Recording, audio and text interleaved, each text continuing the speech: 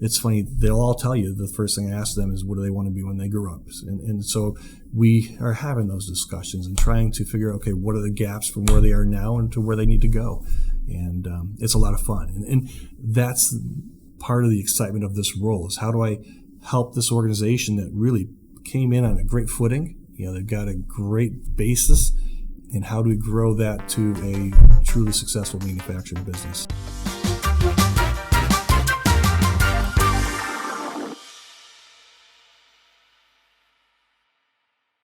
Welcome back, everyone, to the Modern Car Wash Podcast. I'm your host, Kevin Zelaznik, and today we are joined by the General Manager of Innovative Car Wash, Keith McKenna.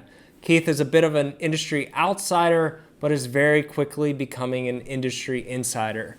Keith walks us through his first 7 months and also the restructuring the company is currently going through to scale the business. I do make Keith choose a favorite product. He shares a story about his time during a convention in Las Vegas, and he also shares some tips on how to get in the good graces of your significant other. Keith is a super intelligent, super talented individual. I got a lot out of this conversation, and I think you will too. So let's get into it.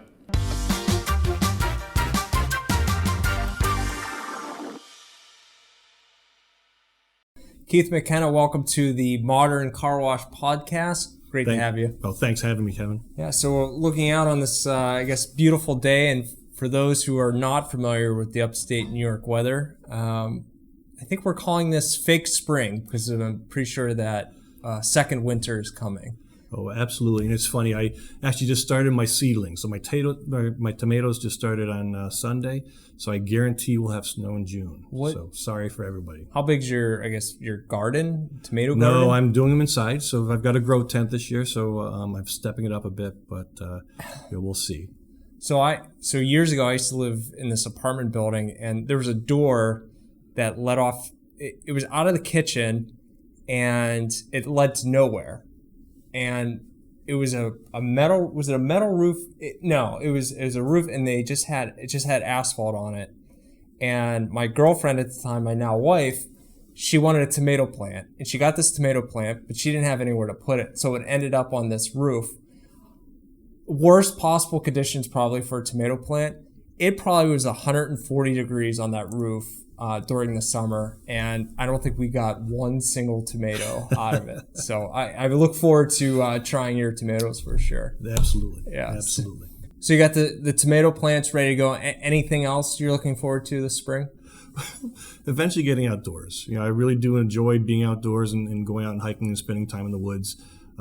It's just important to get out and get the sun. We haven't had much sun, and in the factory I sit in a bit of a cave, and so I'm looking forward to the sun. Yeah, that's for certain. So I know I said upstate New York, but you're originally from Vermont. Vermont, yes. Which similar climate. Very much.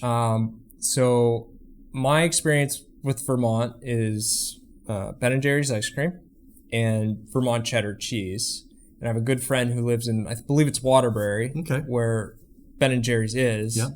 And the first time I went there, his wife grew up there, and they just had a block of cheese in their fridge that you would just scrape and you would eat. Is that common in Vermont? So not the cheese, but the Ben & Jerry's certainly is. Okay. And actually, the Ben & Jerry's has been my get-out-of-jail-free card with my wife since we started dating in college. So that's always my go-to when I'm in the doghouse. So bring her Ben & Jerry's. Bring her Ben & Jerry's. All right. So good to know.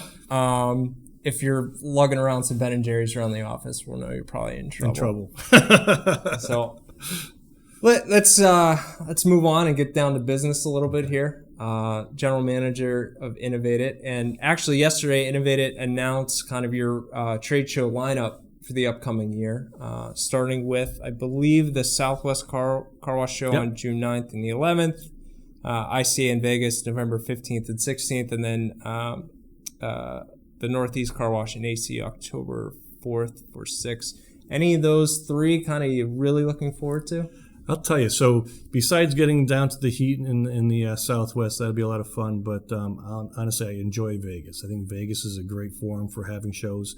We've been there before in previous lives or previous jobs. I really enjoy that city. What what other, I guess, when were you back in Vegas, and anything that could leave Vegas that you're willing to share? Right. Not everything stays in Vegas, right? No. So Vegas was fun. I was in Vegas with one of my past roles. We had a management meeting there, and it was great. There's a couple hundred of us as managers from one of my previous employers. It's a great forum. It's a great opportunity for people to connect.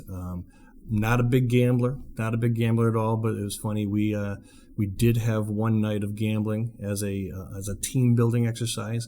It was fun. The CEO gave teams, and I think we were in teams of 5 or 6, and there must have been 20 teams. It gave us all $200 in chips. And the long and the short, the rules were you gambled how you wanted to gamble, and the team that had the most money at the end took all the money home. And it was funny because after the fact, I reflected on it and said, wow, what a great experience it was, because this is how it played out. The CEO was great. I won't mention his name. Great friend of mine still. He went around and he stirred the pot. So he was constantly telling everybody, hey, this team's ahead. They're doing this. This team's up to this amount. And kept everybody really excited. And remarkably, more than half of the teams were up quite a bit of money. So our team wasn't at the time, and like I said, I don't gamble. I'm terrible at it, but I decided I would do it, and so we started making some money. So with about 15, 20 minutes left, there was like 5 or 6 teams that were up over $1,000, and I think we were at like $1,200. There was another team that was at like $1,600, and there was another one at $1,300. And now there's the other numbers of teams that sort of tapped out. So these big crowds are sort of forming, and the competitive juices are flowing. Exactly, it's flowing, and so suddenly now we're putting down big bets, stupid bets, and so I put down some big money, and we lost all of our $1,200. The other team lost their $1,300, and the team that won still was up $1,600. And so we got done, and the CEO the next day recognized the team that won and gave them their money, and life was great. And after the fact, I started thinking about it. I said, how this is so much like competition, in real business. Most business, you have the engineering department, you have the purchasing department, you have quality, you have manufacturing. And when times get tough, you're trying to beat a competitor, you're trying to make a delivery, people start, banging heads and starting to compete against each other. When reality is, we were trying to compete against the house.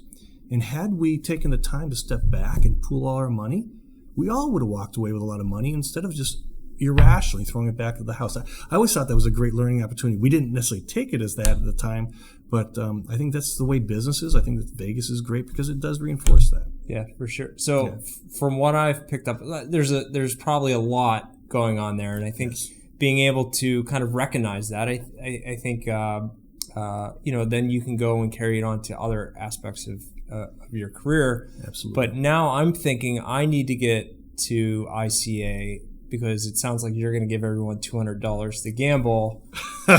And Absolutely. I mean, I'm a sucker for blackjack. So there you go. That's where we were, blackjack. That's what we did. Okay. So we talked about previous jobs. Can you just walk us through your history? I think you've been on the job almost a year now. No, I appreciate that, but I just turned 7 months. 7 months, that's it. It's been crazy. It's been a whirlwind. It's been a lot of fun. It really has.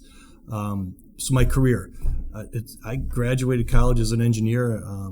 I was going to design something and become a bazillionaire right out of school. I mean, when I proposed to my wife and talked to my father-in-law, I told him I was going to be a millionaire by the age of 30. I think all engineers do. I designed stuff for 2 years and actually was designing for nuclear submarines and realized, I don't like design work. I mean, I enjoy design work, but I need to get my hands dirty. So I've been in operations ever since. So I've been in operations of some sort for many years, about approaching 30 years. And I love it. And I've actually had a pretty blessed career. Early on, I worked with GE, and I had a great mentor there. And Sean, if you're listening, thank you for all your guidance. But Sean told me, you always got to know, what do you want to be when you grow up? And you got to set a vision for yourself. And at that point in time, I knew I wanted to lead an organization. Didn't necessarily put a title on it, just I wanted to lead an organization, a manufacturing organization. And so I've been able to pick and choose lots of roles along the way in many different industries to help me get to that point. So I've been in operations, I've been in quality, I've been in development, I've been in compliance and assurance, and it's been a great career. And most recently, I've been doing a lot of I was working on consulting, trying to help other businesses achieve higher performance and reduce costs and improve quality. So that was it. And then I wound up here. It's funny. The running joke with my wife is my wife found me the job. She found a job and she said, "Hey, I saw this role with Hoffman." At that point in time, I didn't really know much about it, but it's a GM role. She goes, "You've always talked about wanting to run a business. What do you think?" And so that's how I got to here. So it's been a great career. It's a great path, and I'm loving the fact that I'm here trying to knit together all these experiences that I've had over the past 30 years. Yeah, it's interesting because it's the heart of, I guess, everything that we do is where the Hoffman Car Wash as a whole kind of sits in its own little place in this office. And you have all of that knowledge and all the people that work for Hoffman Car Wash and Hoffman Development. But on the flip side, Innovate It is very much a startup. And if you look at your staff, you have a young staff, yep, for the most part. And you touched on, in your answer there, having a mentor who helped you. And now, how important is that for you to look at your young staff and help them along? That's a great question. And it's funny. It's something that I'm passionate about. I've always enjoyed that role of being a mentor. And I feel that my role as a manager is always to help them succeed. The model is a servant model. If I can make them succeed, I succeed by default. I'm not a big autocrat, but that's been my approach. We do have a younger crowd. And they don't have the more mature experiences in leadership and whatnot, and that's where I can bring it in. And so it's funny, they'll all tell you the first thing I ask them is, what do they want to be when they grow up? And so we are having those discussions and trying to figure out, okay, what are the gaps from where they are now and to where they need to go? And it's a lot of fun. And that's part of the excitement of this role, is how do I help this organization that really came in on a great footing? They've got a great basis. And how do we grow that to a truly successful manufacturing business? It's going to be a great few years ahead of us. So kind of on the flip side of that, coming into a new role, new organization, you probably have to lean on other people. Absolutely. Who do you think has been, I'm sure there's a list of people who have been impactful in your, I guess, development as general manager and Innovate It. What's that been like for you? So it's funny, I'm coming into a totally new industry. I mentioned earlier, I've got a lot of exposure to a lot of different industries. And so I'm not unused to, or actually I'm used to coming in from scratch and learning. In that process, you do know you got to pick up and pick the brains of those that are here. I've been doing a lot with my team. Shane, we all know Shane. He's really a great visionary. He's helped me quite a bit. Brian Myers has been in the wash forever. I think Brian just had his 23rd year anniversary with Hoffman, which is the beauty behind my organization is that pretty much, for the most part, the key members of my team have grown up in the wash, for lack of a better term. So I can tap on them. Brian's been great teaching me about the washes, the science behind the washes. I've been engaging a lot with some of the people outside of our business. It's a tight-knit community, so everybody's willing to help, and it's been great. And then couple that with, obviously, the access to Tom and to Ron. It's just been plenty of people looking to help me get my feet under me and moving this thing forward. So we had Shane on the podcast a couple weeks ago, but and I think everyone knows Tom Hoffman. Yep. Ron Sloan's our president. Brian Myers, what's his official title? So Brian's my shop foreman. So Brian is the one getting the day-to-days done, and he's the one that's really he and Shane were building washes together for many years together. Mm-hmm. He's just a kind of a good guy to have around. Always has a smile on his face, and it's good. Yes, I like Brian, obviously. Yep, yeah, absolutely. So Brian's kind of one of those kind of foundation pieces that you have, and now it's kind of your job to kind of continue to build up that building or that program. What's it been like for you? First off, you were interviewing, I think, while we were closed down or we were just reopening. Right.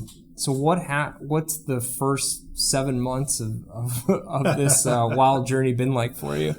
Well, it's funny, we've all been dealing with the COVID. It started out the COVID spring, the COVID summer, the COVID fall, and now COVID winter, right? So it has been tough. But this has been, for lack of a better term, extremely exciting. And we all have great visions of where we want to go. And it's been a balance, and then that's part of my responsibility and part of what I wanted is how do you balance change and then reinforcing what you currently do. One of the struggles that I've always had, and it's not unique to here, any leader coming into new business has to remember that, hey, they were successful, and you can't say what they did was wrong, right? And I have tried like crazy not to say that because the reality is nothing's wrong. But the real reality is I'm working with a group of people that their mantra is, hey, we're building car wash equipment, that's being built by and designed by car wash operators. These guys live it. It's in their DNA every day. They've got 30 years, 40 years as an aggregate, 50 years.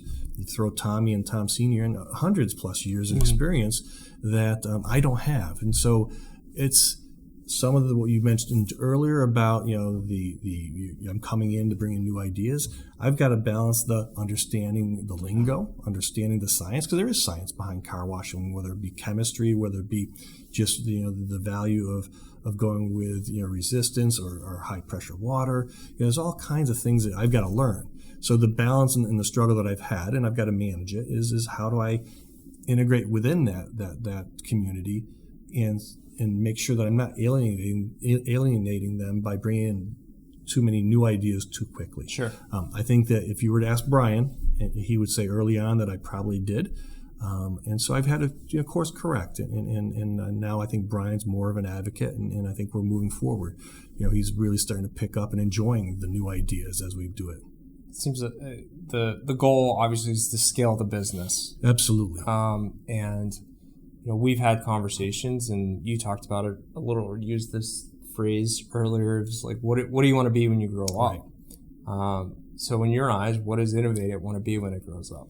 It's funny, so that's something that we've talked about a lot. And I've sat down with the executive team as well as my team, because without a vision, it's very hard to make sure you're on target. So we're still formulating that. I would have liked to have had something very crisp. I'd like to be able to flip to a quick business plan that I can skim through and say, okay, this is my definition of this is my definition of that. And we're not there yet, but we really are starting to set up some clear vision. So we have some very aggressive growth targets and objectives for the next 2 years. So I have a plan for growth to achieve for 2022. We now are restructuring our team based on that. Shane has taken on a new role, and he's actually taking over a role as a national sales director and innovation director, which frees up some of his time. I now need to backfill some of that so we can continue on with the innovation. We're bringing on a marketing, resource and some other key resources. Mm-hmm. So we now have a vision. I can't tell you exactly what I want to be when I grow up. At least I have an interim step. Sure. And we're starting to structure towards that. And we realize that in order to be where we want to be known as the car wash equipment for the unlimited world, right? Yep. That's what it is. Our product is very durable. Like I said, it's built by car wash operators, so they know the nuances. And we want to be recognized as that product, yep. For lack of a better term, the Mercedes of the car wash industry. Sure. But you look at it and it's, you have Innovative is still a startup. Yep. It's still early. It's still in its childhood, I guess. But at the heart of it, you just touched on it, great products. Yes. That have been tested in our washes, but also other washes over the years. And that's at the heart of it is you have this great product. It's I guess it's no different than probably what Apple experienced. We'll use the iPhone as an example, and now they have to get it to the masses. And I think once people were able to get it in front of them, use it, they see how intuitive it is, the technology behind it, and it's worth every penny of it for sure. Absolutely. Well, it's funny your comment about getting people in front of it. Now that some of the travel restrictions are going down, we are actually getting a good flow of visitors coming to see our facility, and we moved into this facility in the fall. It's a brand new facility.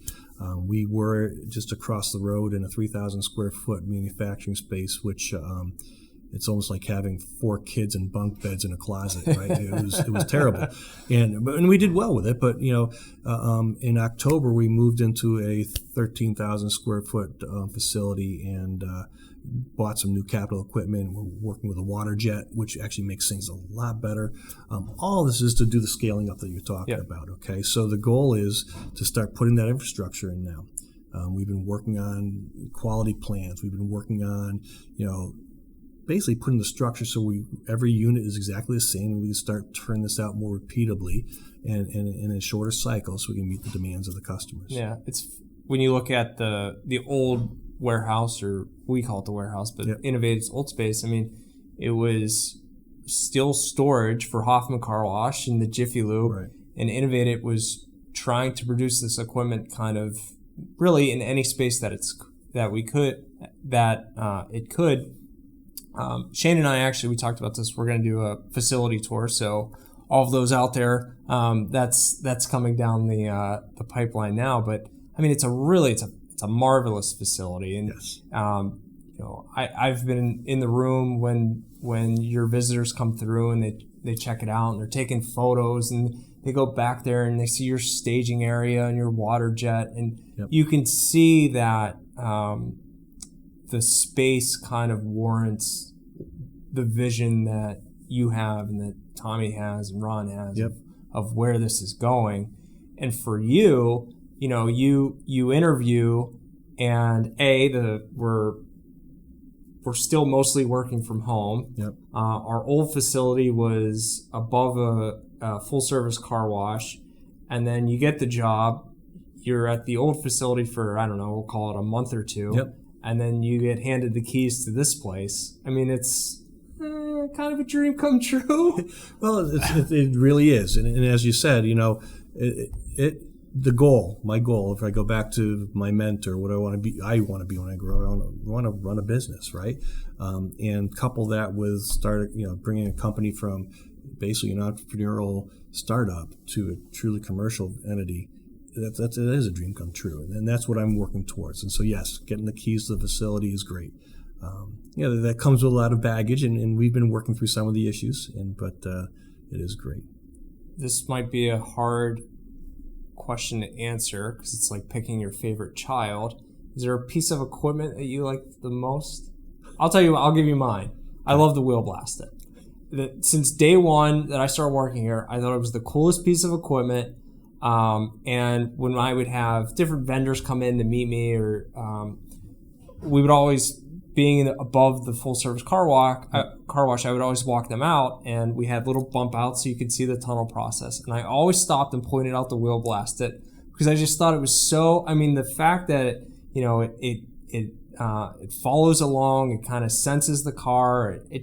It's a cool piece of equipment to look at. It is. But that's mine, and the wheel blaster it's a sexy product. It really is.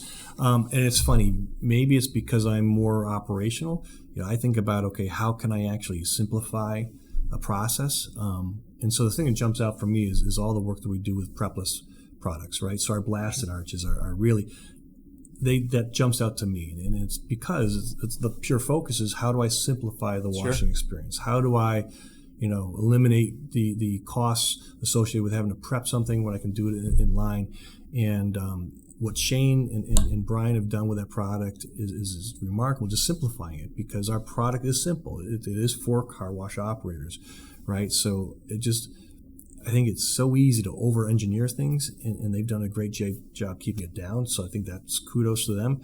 The other thing that we just did is we split the manifold. So now we actually have the ability to offer, and it'll be coming out in the third quarter, or maybe middle of second quarter. But we have a split manifold on our blasted arches, so we can now apply, basically reclaimed water below the window line and fresh water above, which I think is pretty, it's a differentiator that nobody else is offering right now. But again, it's yes, the other sexy, but I think this is more, industrial and really I think it's a pretty cool product. Yeah, I guess that goes to the marketing creative side of there you go. And the operational side of me, or side of you. What's great about the arches and the going prepless and everything, I mean, minimum wage is a hot topic right now, and Absolutely. it's coming.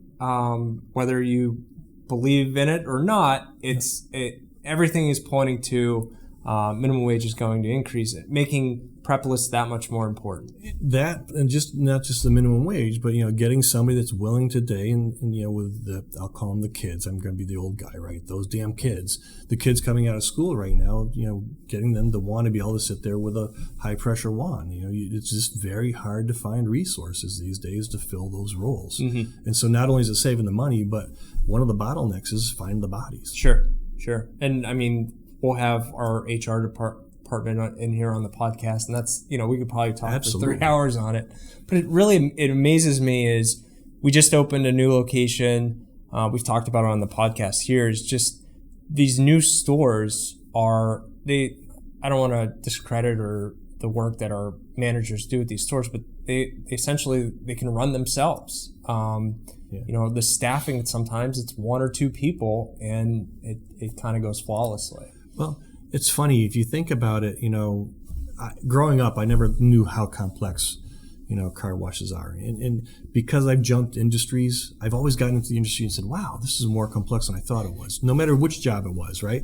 But this one, I can truly say this is really complex because, with the control cabinets that we build and we develop, they're controlling everything from all the equipment in the tunnel to the lights outside, the vacuums outside, the heated, pavement outside.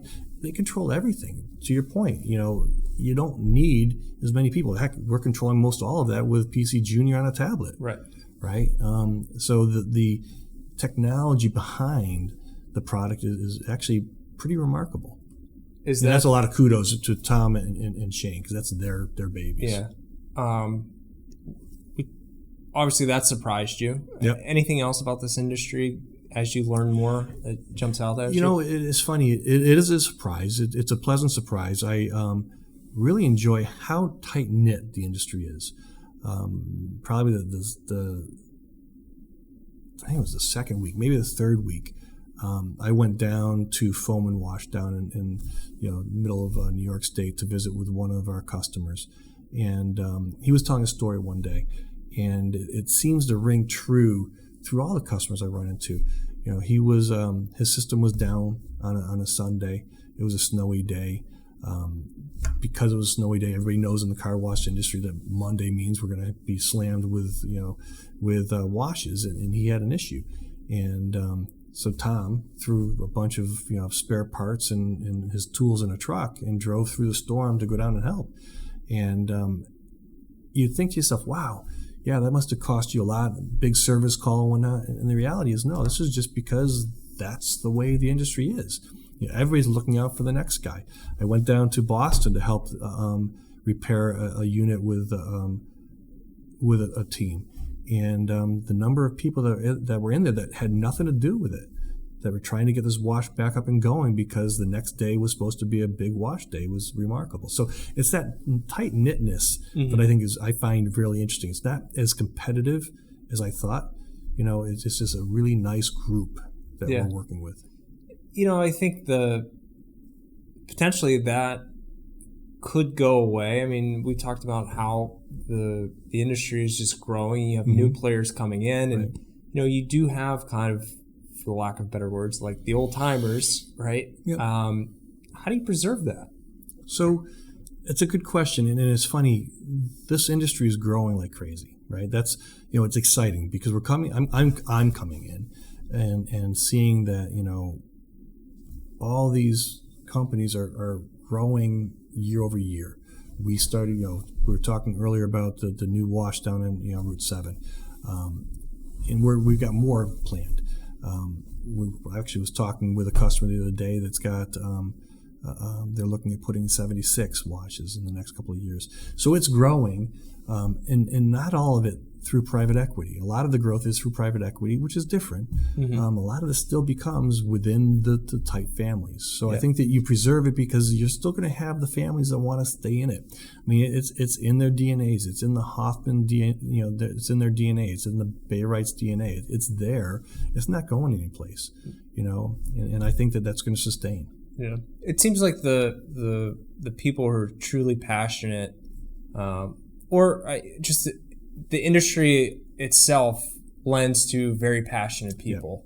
Yep. And you get involved, and you really get involved in it, right. And you kind of see where it goes from there. And I think there is a good sense of certainly there are competitors out there, but everyone's kind of fighting the good fight together. And I think not to selfishly plug this podcast, but that's what we're trying to do here is just there's a ton of knowledge within this building, and how can we share that knowledge? Right. And this is one avenue to do that.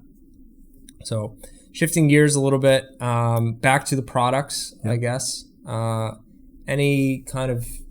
Anything in the pipeline, any redesigns or anything that has you talking too loud or getting excited? So lots to get excited about.